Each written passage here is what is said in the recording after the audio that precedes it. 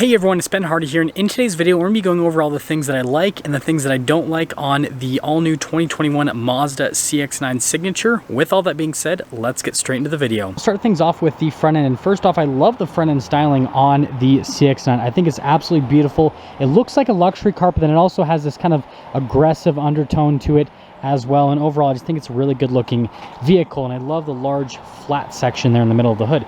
Coming here to the side, I love the LED lights, and then there is more LED accent lighting here in the grille, and you guys will see that in my short nighttime review. And then I love how they've integrated the sensor with the Mazda logo. I think that's cool attention to detail and obviously engineering as well.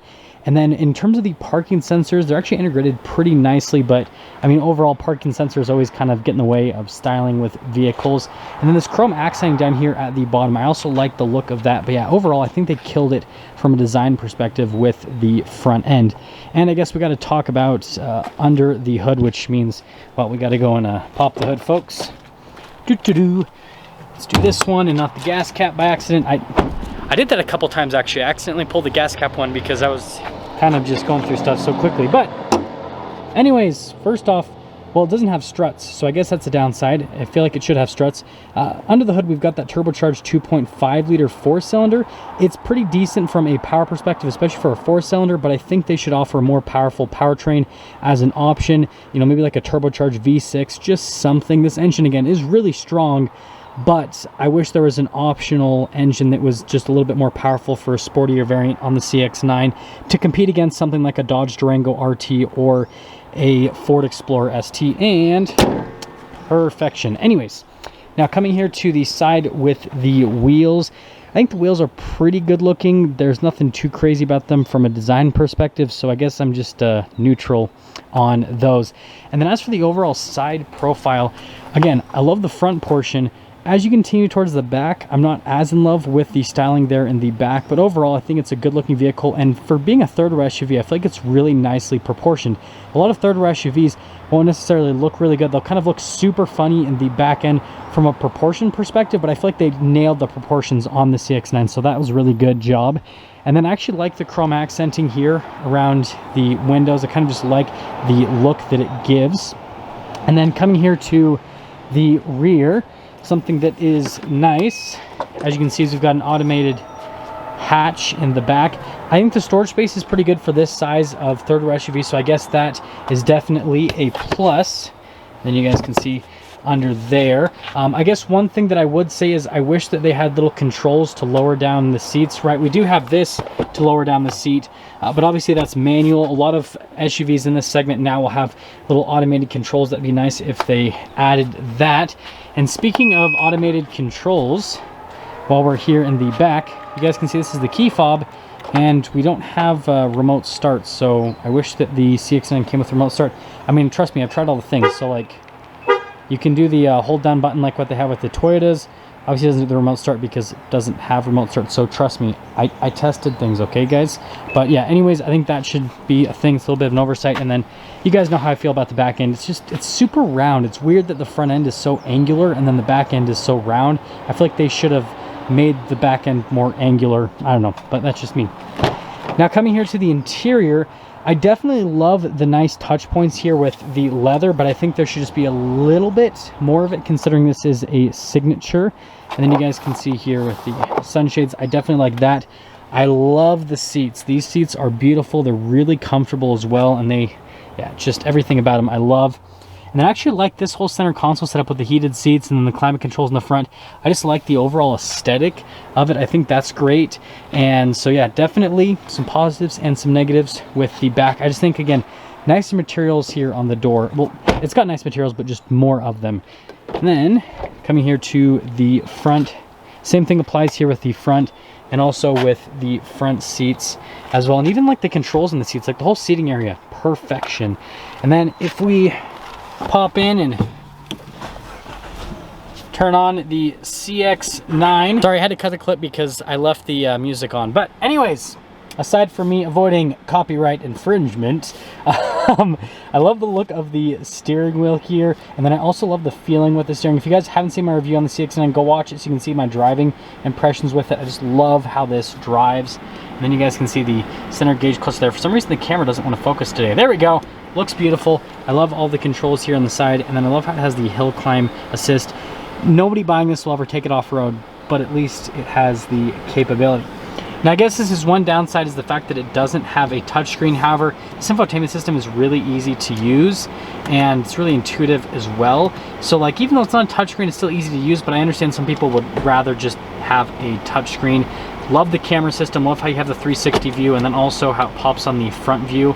Definitely a nice safety feature.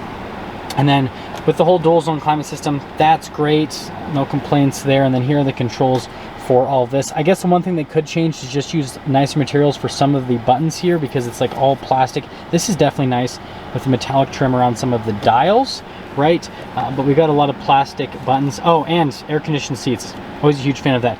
Now this is really my only big gripe here at the front, is just that we don't have nice materials here on the dash. So like, design wise it looks beautiful, because like, look at that, that connects together, and then we've got like nice materials here partially on the door panel, and then you come to the dash and it's like, yeah, I don't know, it's just not all that nice. I wish there was some nice leather and stitching. I mean, this is a signature we're talking about, and so I think that they could have done a little bit more from a material standpoint.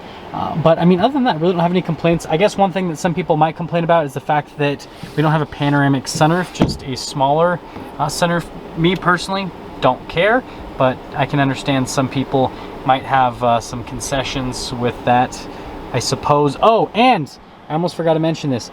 I love the safety tech this has. This has a ton of safety tech. So the adaptive cruise control works great. It's got the blind spot monitoring, lane keep assist, all that kind of stuff.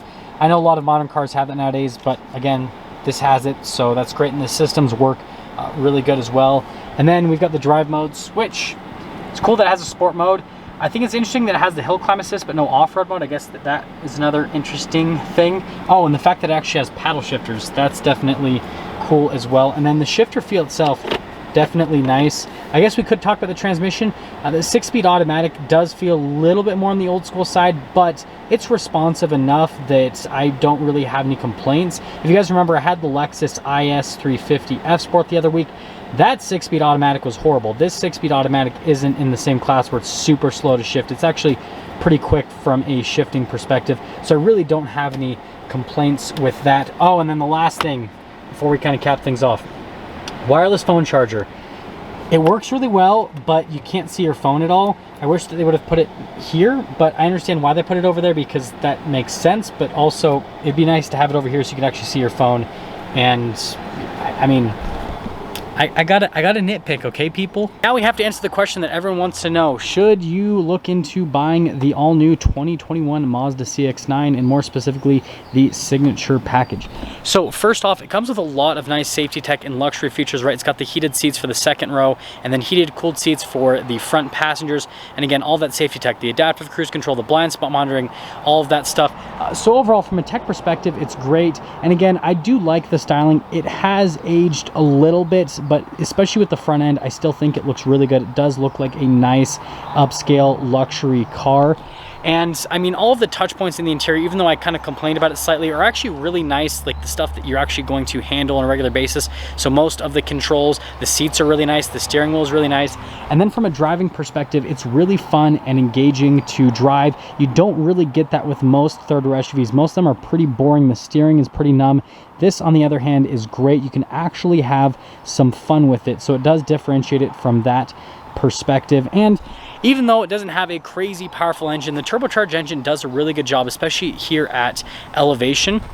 And so what I'd have to say is, if you want a little bit more of a unique experience with a third-row SUV, if you're more of a car enthusiast, if you're more into driving, then this CX-9 is going to be the vehicle for you to carry around your kids, because again, it does all of the normal third-row SUV practical stuff, but then it's also fun to drive, and it's relatively powerful where you can have fun with the accelerations. Now that's going to sum things up for my video on everything that I like and the things that I don't like, and then I guess kind of wrapping my final thoughts up with the CX-9 Signature. If you're stopping for the first time, I really appreciate if you'd subscribe. I'll see you guys in the next video.